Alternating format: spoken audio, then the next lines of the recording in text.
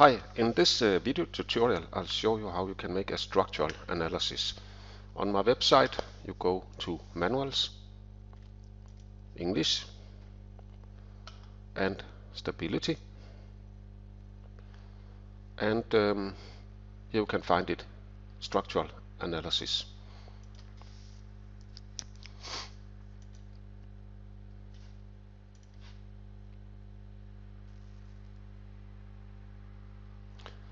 Yes, when you make a structural analysis, I will strongly recommend you to make a 3D model, an exploded 3D model. First of all, we have the different functions, the different static function, and I have chosen here different color codes for beam function, and I use the abbreviation BF for beam function. And then I have lattice function, abbreviation LF, slab function SF, shear function SHF, and column function CF. And then I have for the connection between each component, the joints, I have a numbering system. I use V for vertical loads and F for the loads on the facades, and G for the loads on the gables. The V is the vertical loads, and the F and the G are the horizontal loads. So when you're making this structural analysis, we are looking from three directions: the vertical, the horizontal on the facade, and the horizontal on the gable. So let's start. First of all, for the vertical loads, we distribute the loads from the roof tile to the battens. The battens is a beam function.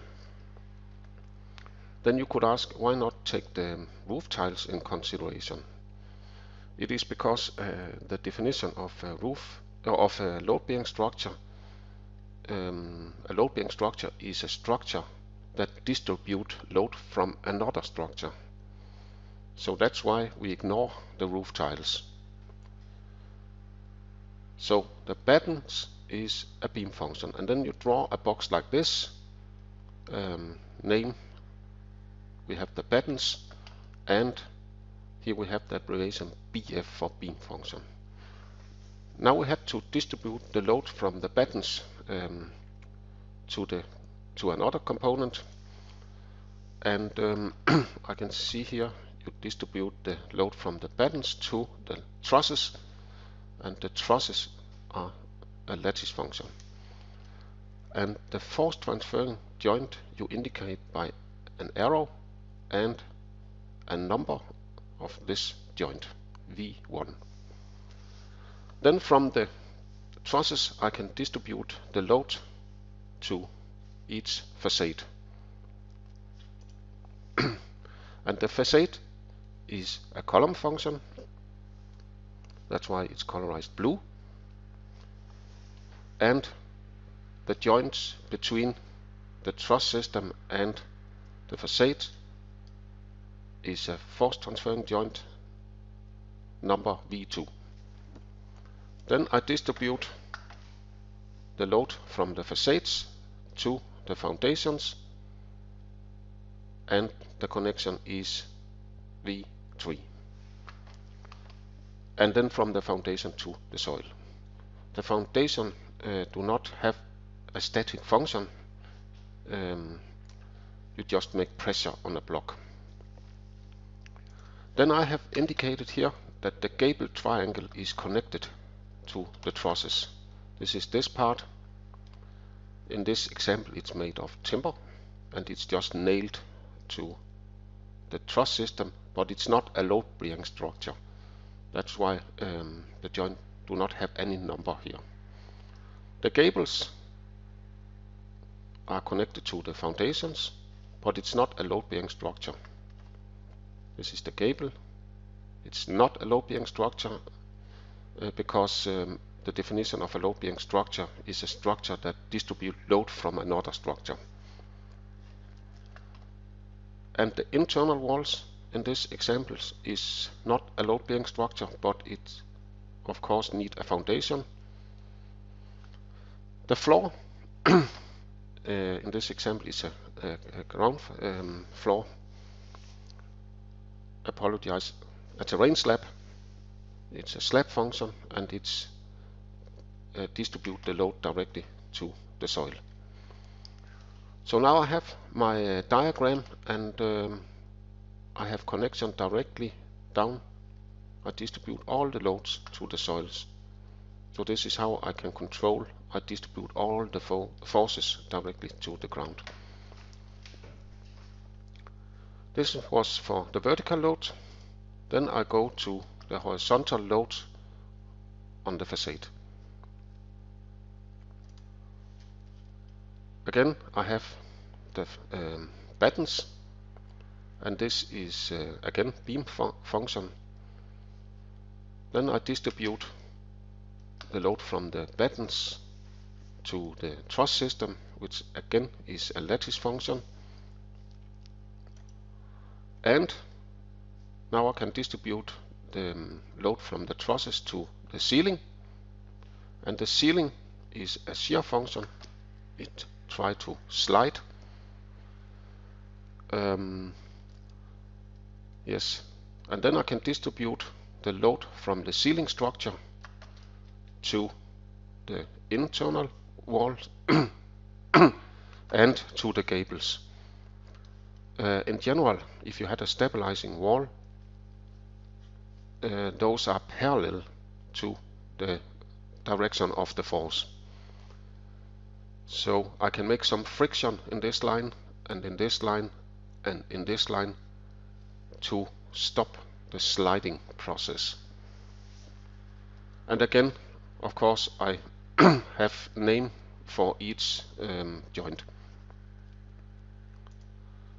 And from the internal walls and the gables, I distribute the loads to the foundations and then to the soil.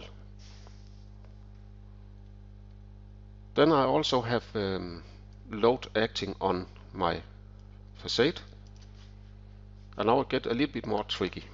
But in general, I can say I can distribute the load along the ceiling line, along the gable, along the internal wall, and again the gable.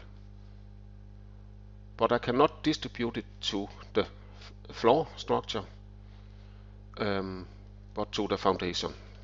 So first of all, I distribute from the facade to the ceiling, from the facade to the gables, from the facade to the internal wall, and from the facade to the foundation. And then you can of course ask, why can I not distribute the slab function to the shear function in the terrain slab in this line? And I'll show you now.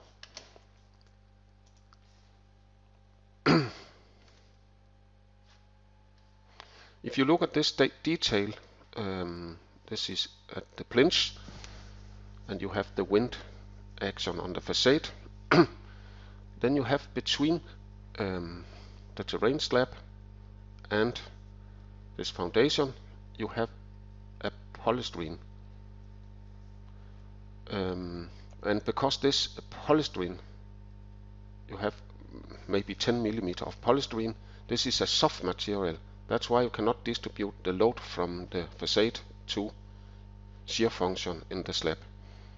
So we need to ensure sufficient friction between the external wall and the foundation. So that's why we need to distribute the horizontal load from the wall directly to the foundation.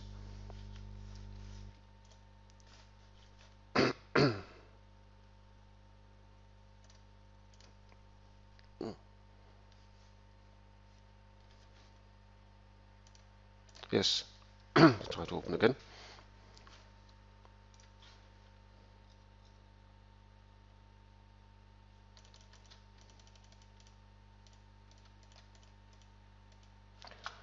So as you see, you distribute from the facade to the foundation. On the second semester, when you have a multi-story house, you are able to distribute the load from the facade to the slab. Take attention, the rear side of the house, the wall on the rear side of the house is also slab function. It's because when you have wind action on the facade, you had vacuum on the rear side of the house. That's why it's also a slab function on this side. So now I see I had fulfilled the diagram and I distribute all the load from the top of the house directly to the I try again. I distribute all the load from the top of the house to the soil. This was horizontal load on the facade. Then we have the horizontal load on the gable. We start again. We have the gable triangle, and now this is a slab function. And I can distribute the load in this line, and this line. So I can distribute the load to the battens, and this is shear function, and this can seem a little weird, but I have made a note here. It's because it's act together with the wind bracing system. And what is a wind bracing system?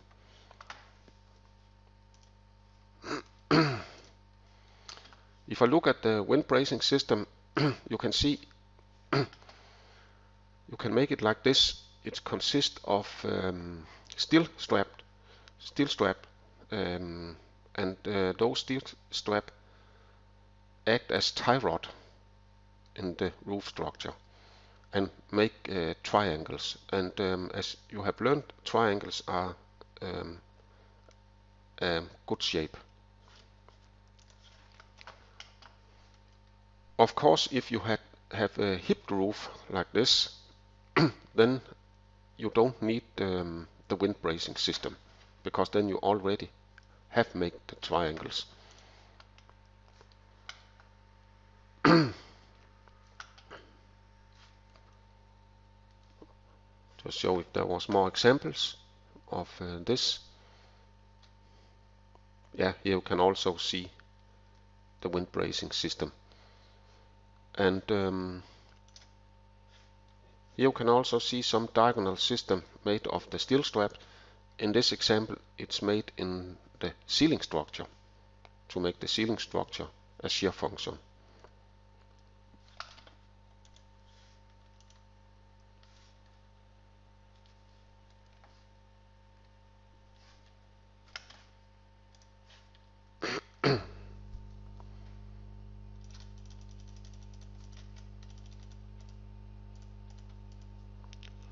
So this is why you can distribute the load from the gable triangle to the battens, which is shear function.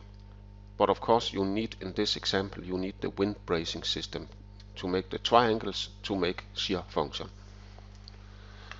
Then we also distribute the load from the gable triangle to the ceiling, which is also shear function. And again, as you saw in the pictures, you can place diagonal steel straps. And again, remember to number the joints. Then we distribute the load from the ceilings to the facades and to the parallel internal walls.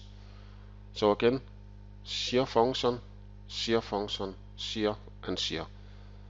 In general, the walls parallel to the direction of the force. And then we distribute the load from the internal wall to the foundation, and also from the facades to the foundation, and then to the soil. Then we need the gable part, the lower gable part, and we can distribute the load to the ceiling, to the facade, to the facade, to the internal wall, but we're not able to distribute to the floor structure, again because you had that polystyrene part between the wall and the floor, but we can distribute to the foundation.